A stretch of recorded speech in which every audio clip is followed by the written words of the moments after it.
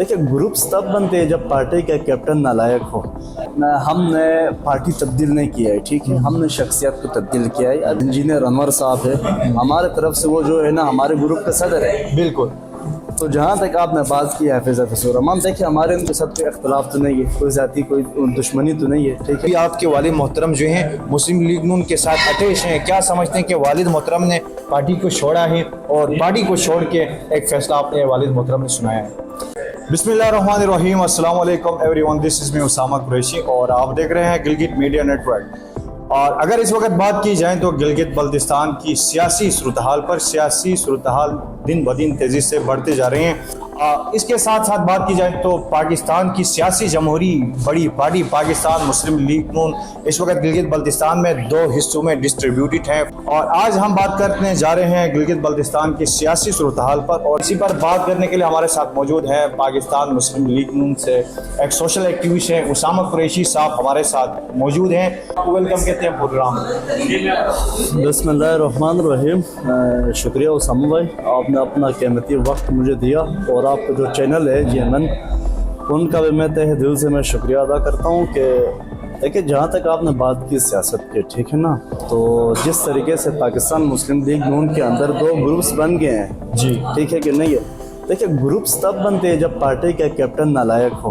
अच्छा, ठीक है कि नहीं है, पार्टी तब ग्रुप्स बनते हैं। सही। इसी तरीके से गिलगित बल्तिस्तान में ग्रुप्स बंदी बन गई है, जो कि हर पार्टी में ग्रुप्स होते रहते हैं, ठीक है। अभी पीपल्स पार्टी के अंदर ग्रुप बनी हुई है, इंशाल्लाह बहुत जल्द वो बाहर सामने आ जाएगी। PTI के अंदर ग्रुप्स बन गई है, तो इसी तरीके से ग्रुप्स हर पार्टी में होते हैं। अच्छा कुरैशी साहब, ये बता दीजिए, अगर हाफिज़ रहमान साहब की बात की जाए तो वो गिलगित बल्तिस्तान में वज़ीर आला रह चुके हैं, काबिल भी हैं और बहुत एक्टिव हैं, तो क्या समझते हैं कि जो फॉरवर्ड ब्लॉक में इस वक्त इंजीनियर अनवर साहब हैं, जो कि अपने आप को मतलब हाफिज़ रहमान साहब का मद मुकाबिल कॉम्पिटिटर समझते हैं, आप समझते हैं कि वो क्वालिटीज़ जो हाफिज़ रहमान साहब के पास मौजूद हैं, क्या वो क्वालिटीज़ इंजीनियर मोहम्मद अनवर के अंदर मौजूद हैं? क्या वो सदारत के लिए एलिजिबल हैं?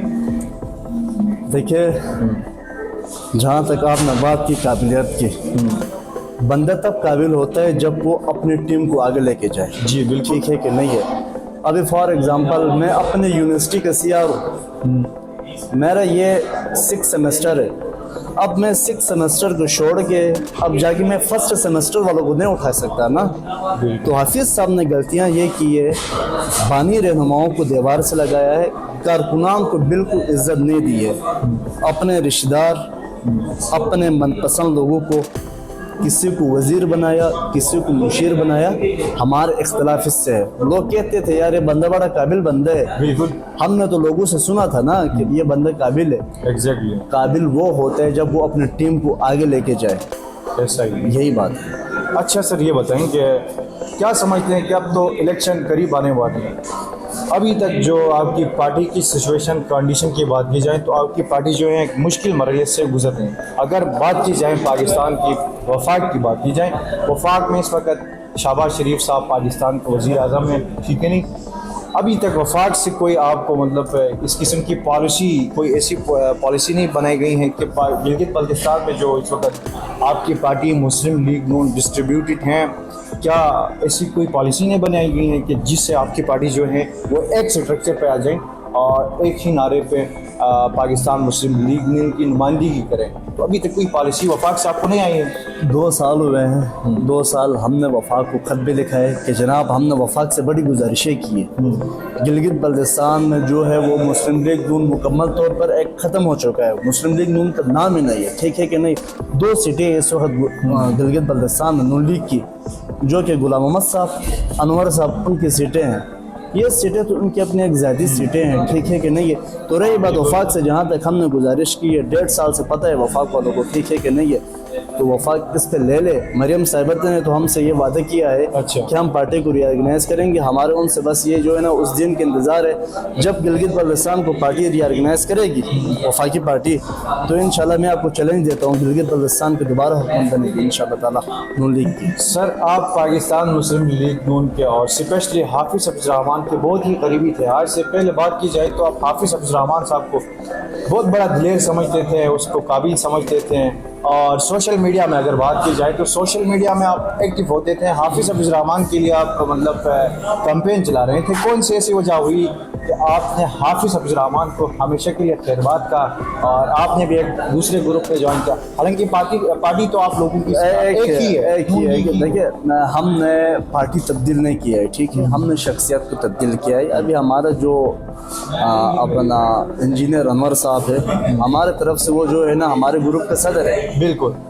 تو جہاں تک آپ نے بات کی حافظ حفیظ الرحمان, دیکھیے ہمارے ان کے ساتھ کوئی اختلاف تو نہیں ہے, کوئی ذاتی کوئی دشمنی تو نہیں ہے, ٹھیک ہے. اختلاف ہوتے رہتے ہیں, گھر میں دو بھائی ہوتے ہیں, ان کے درمیان بھی اختلاف ہوتا ہے. اور اسپیشلی جو میرے والد صاحب کی فیملی ہے اور میری والدہ کی جو فیملی ہے وہ بہت پرانی مسلم لیگ نون سے وہ ان کا تعلق ہے. بالکل, ٹھیک ہے نا. جیسے بشیر احمد خان صاحب ہیں, ٹھیک ہے, بانیوں میں سے آتے ہیں.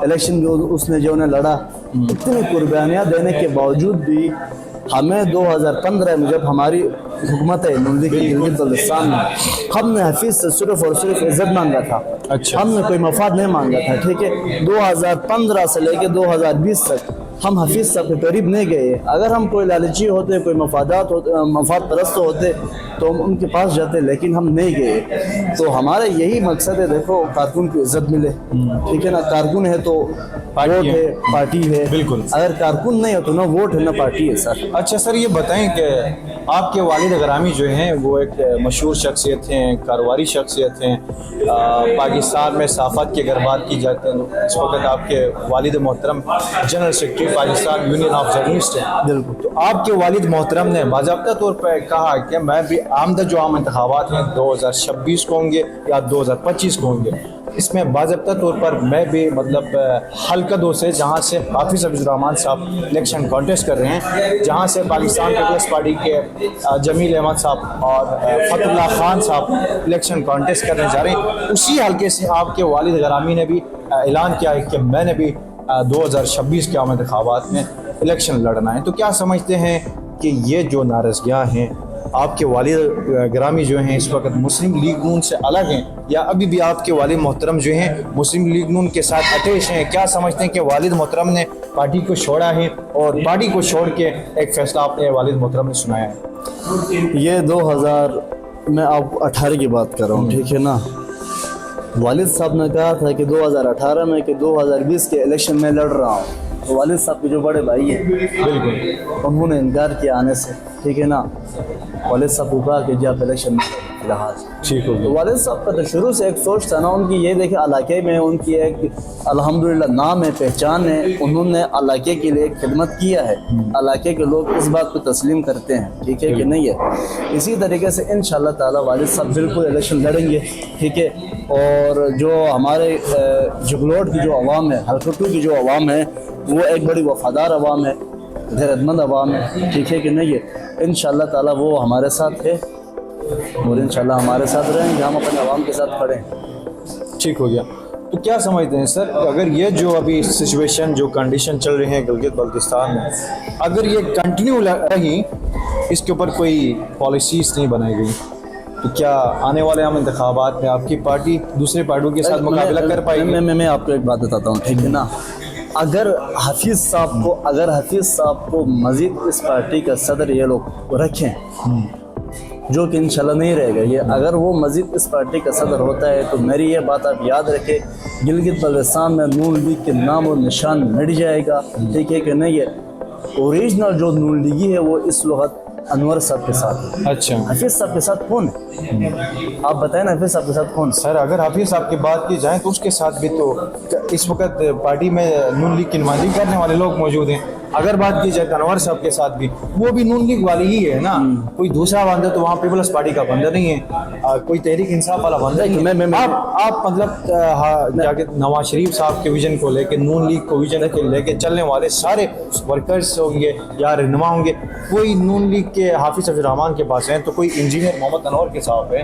دیکھیں اس میں کیا بڑی بات ہے سر؟ اس میں بڑی بات کوئی نہیں, اس میں سمپل سی بات یہ ہے کہ حفیظ صاحب کو چاہیے کہ وہ صدارت سے خود جو ہے نا وہ صدارت سے استعفیٰ دے دیں, ہم یہ چاہتے ہیں، ہم چاہتے ہیں ہمیں دیکھو نہیں سر، دیکھیں ایک سیکنڈ آپ حافظ الرحمان کی صدارت کو ختم کر رہے ہیں۔ نہیں دیکھیں ہمارے میں یہی کہا نا، میں نے کہا کوئی ہماری ان کے ساتھ کوئی زیادہ دشمنی تو ہے ہی نہیں۔